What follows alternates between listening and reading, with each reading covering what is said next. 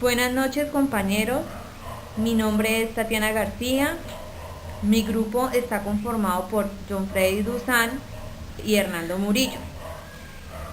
Vamos a hacer una breve exposición sobre la normatividad que rige la revisoría fiscal, abarcando desde el Código 47 hasta el 55. A continuación, van a observar un video sobre la importancia de la revisoría fiscal dentro de una empresa o compañía.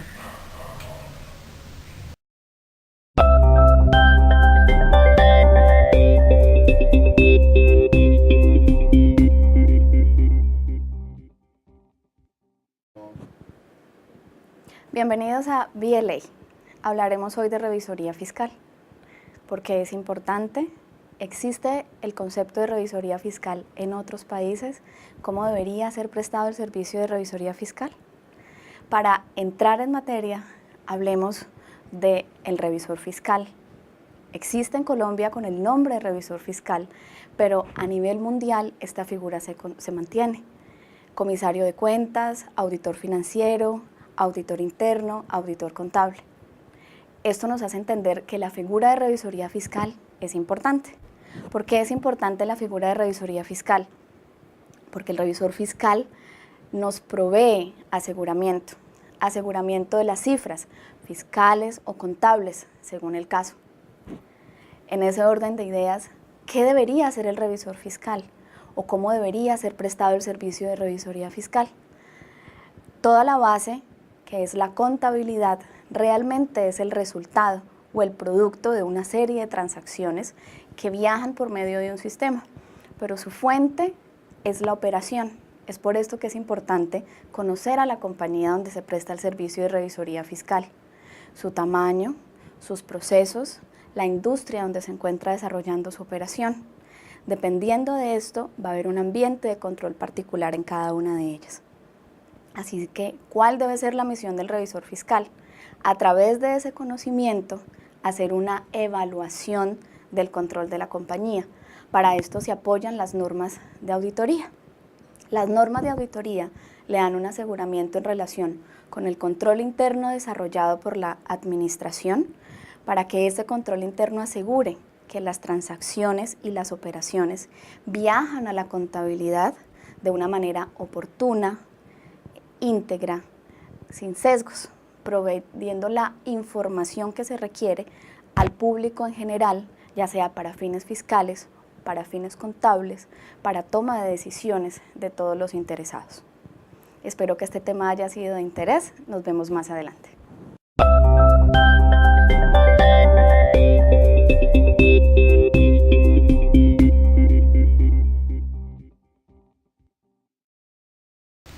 Buenas noches, mi nombre es John Freddy Duzán y voy a empezar con el código 47, que tiene que ver con la rendición de cuentas al final del ejercicio. Entonces, terminando cada ejercicio contable, en la oportunidad prevista en la ley o en los estatutos, los administradores deberán presentar a la asamblea o junta de socios para su aprobación o improbación los siguientes documentos. Primero, un informe de gestión. El segundo documento o documentos serían los estados financieros de propósito general, junto con sus notas correspondientes y cortados a fin del respectivo ejercicio. Un proyecto de distribución de las utilidades repartibles sería el tercer documento. Asimismo, deben presentar los dictámenes sobre estados financieros y los demás informes emitidos por el revisor fiscal o por contador público independiente. Eso lo encontramos en el artículo 46 de la ley 222 de 1995. Para continuar, seguimos con el código 48, que dice: convocatoria asamblea de accionistas o junta de socios o de delegados una vez al año. Ese se fundamenta en el artículo 181, que dice reuniones ordinarias de la asamblea o junta de socios. Los socios de toda compañía se reunirán en junta de socios o asamblea general ordinaria una vez al año por lo menos, en la época fijada en los estatutos.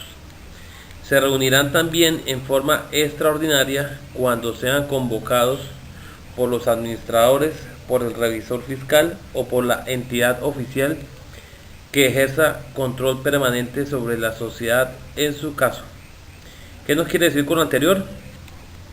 Pues que no es necesariamente una sola reunión anual. Dice por lo menos, es decir, si usted puede o en los estatutos se crea que se van a reunir cada 6 meses o cada 3 meses, se puede hacer. No, eso no quiere decir que impide hacerlo más de una vez. Dice que por el contrario, mínimo una vez al año. Entonces ahí entra a jugar un papel importante el revisor fiscal, porque pues es el que debe programar estas reuniones o recordar sobre ellas a la Junta de Socios o a la Asamblea General. Seguimos con el código 49, que es el periodo de liquidación Junta de Socios a la Asamblea en las fechas indicadas. Este se rige en el artículo 225 del Código de Comercio, que dice reuniones durante la liquidación de la sociedad. Durante el periodo de la liquidación, la Junta de Socios o la Asamblea se deben reunir en las fechas indicadas en los estatutos para sus sesiones ordinarias. Asimismo, cuando sea convocada por los liquidadores, el revisor fiscal o la superintendencia, conforme a las reglas generales. ¿Qué nos quiere decir esto? Que el proceso de liquidación de cualquier empresa o compañía no va a interferir con las asambleas ordinarias que se han programado en los estatutos. O sea, no importa que se esté liquidando la empresa, sin embargo, si se programó en los estatutos que se reunían anualmente o semestralmente, se debe seguir haciendo hasta que se quede totalmente liquidada la sociedad o empresa. Y también, pues, ya por estar en el proceso de liquidación, sí habría algunas reuniones como extraordinarias, que serían las que ya cita el revisor fiscal o la superintendencia o los entes liquidadores. Entonces, pues básicamente eso es lo que nos quiere decir el código 49, basado en el artículo 225. Bueno, el siguiente código es el 50, donde dice que las reuniones extraordinarias de la Asamblea, del artículo 423. En este artículo, las reuniones extraordinarias de la Asamblea se efectuaron cuando lo exijan las necesidades imprevistas o urgentes de la compañía, por convocación de la Junta Directiva, del representante legal o del revisor fiscal.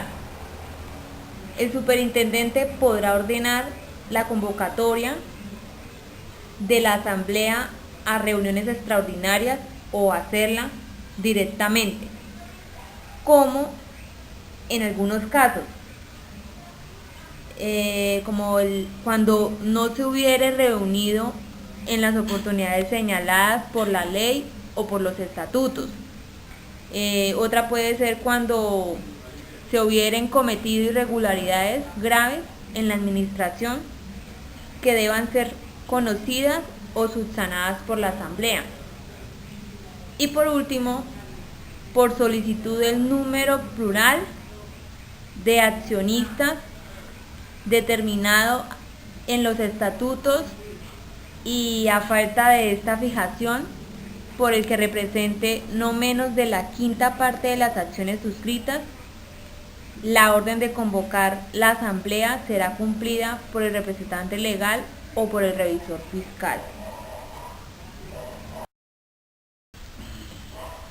El siguiente código es el código 51. Deliberará la Junta Directiva con presencia y votos de la mayoría. Del artículo 437, que nos dice que es el quórum para la deliberación y toma de decisiones de la Junta Directiva convocatoria. Nos dice que la Junta Directiva deliberará y decidirá válidamente con la presencia y los votos de la mayoría de sus miembros, salvo que se estipula un quórum superior. La Junta podrá ser convocada por ella misma, por el representante legal, por el revisor fiscal o por dos de sus miembros que actúen como principales. Como por ejemplo,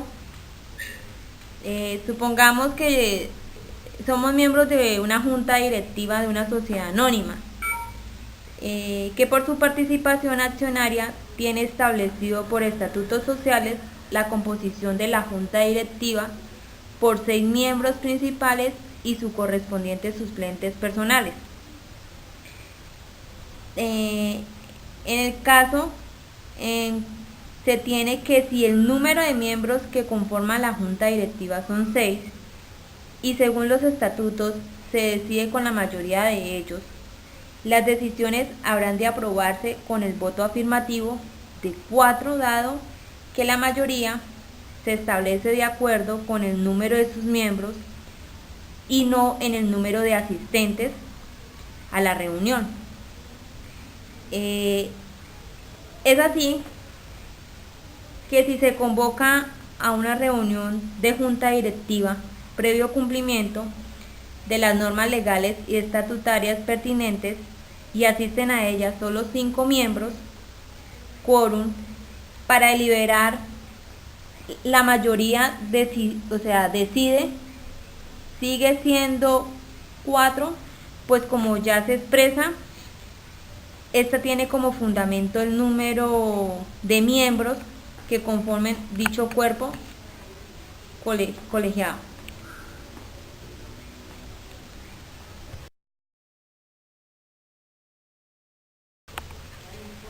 El siguiente código es el 52. El revisor fiscal tiene derecho a intervenir en las deliberaciones de la asamblea o junta de socios.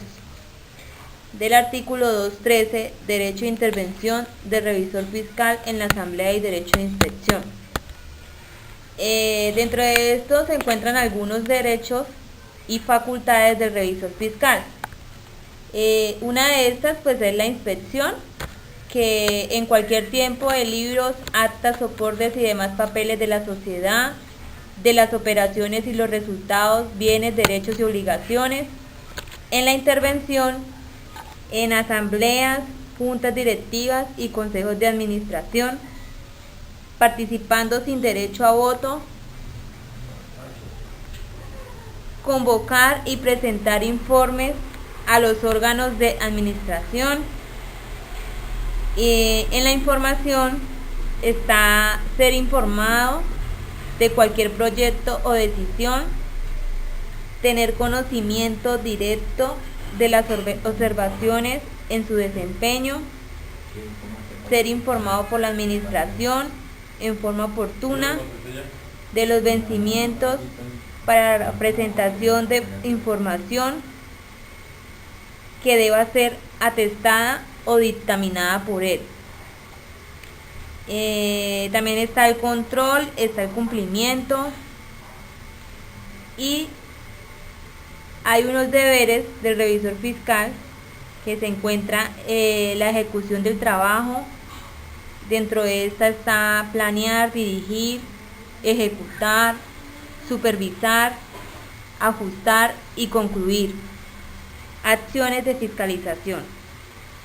En la personal podemos decir que se puede actuar con independencia, actuar con sujeción a las normas propias del revisor fiscal. En la vigilancia podemos decir que no se tolere o fomente el ejercicio ilegal de profesiones. Y en la de denunciar a la Junta Central de Contadores cuando el revisor fiscal saliente no colabore con la entrega de su cargo. Buenas noches, mi nombre es Hernando Murillo. Yo les voy a hablar del Código 53 de la normatividad que rige la revisoría fiscal. Representantes legales darán a conocer al público la aprobación, compromiso mediante un aviso publicado. El artículo 174 del Código del Comercio habla sobre la publicación de la fusión. Dice que los representantes legales de las sociedades interesadas darán a conocer al público la aprobación del compromiso mediante aviso publicado en un diario de amplia circunstancia nacional. Dicho aviso debe contener, primero, los nombres de las compañías participantes, sus domicilios y el capital social, o el suscrito y pagado en su caso. Segundo, el valor de los activos y pasivos de las sociedades, que serán absorbidas y del absorbente. Tercero, la síntesis del anexo explicativo de los métodos de evaluación utilizados y del intercambio de las partes de interés, cuotas o acciones que implicará la operación, certificada por el revisor fiscal si lo hubiese en su defecto por un contador público. Código 54. Obtener permiso de funcionamiento. El artículo 269 del Código del Comercio, artículo que fue derogado por el artículo 242 de la Ley 222 de 1995, Diario Oficial número 42156 del 20 de diciembre de 1995. Código 55. Sociedades cuyas acciones no se negocian en el mercado público de valores. El mercado de valores colombiano ha sido durante más de 80 años una gran fuente de recursos para aquellas compañías que han visto la importancia de contar con alternativas de financiación.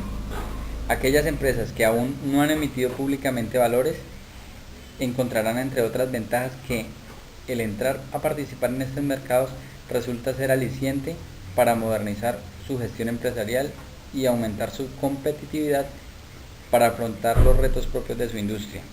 El artículo 393 del Código del Comercio nos nombra los requisitos para la oferta pública de las acciones. Dice que cuando se trate de sociedades cuyas acciones no se negocian en los mercados públicos de valores y se ofrezcan en pública suscripción mediante avisos u otros medios de publicidad, será necesario que como anexo al reglamento de la suscripción de las acciones se publique el último balance de la sociedad, cortando en el mes anterior a la fecha de la solicitud del permiso y autorizado por el revisor fiscal.